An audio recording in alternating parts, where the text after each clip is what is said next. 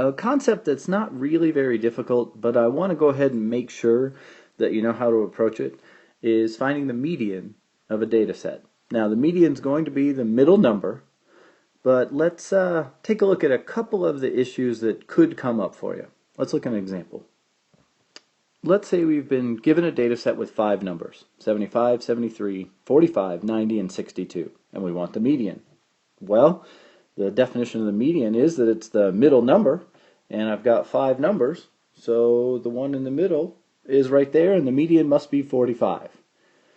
Well, that's oversimplifying things. Before we find the median, the first thing we want to do is rearrange those numbers from smallest to largest. So that approach that we just took there is not going to work. First, let's rearrange those numbers from smallest to largest. The smallest number we have is 45. Next would be 62. Next would be 73. Then 75. And then 90.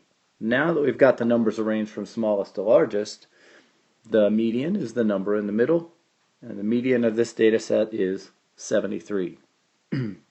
Next question that comes up a lot of times with students is, well, what happens if you have an even number of data points? Let's take a look at that.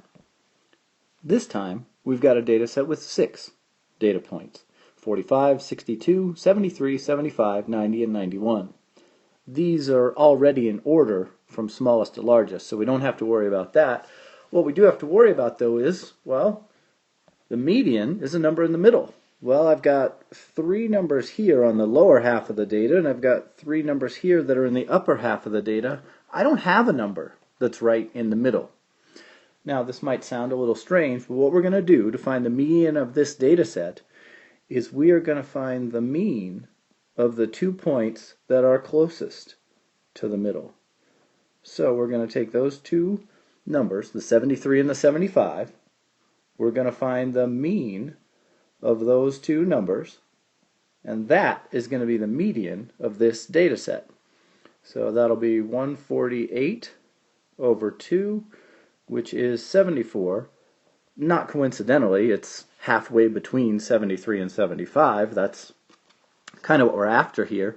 And so the median of this data set is going to be the mean of the 2 numbers that are closest to the middle, and so the median of this data set is going to be 74.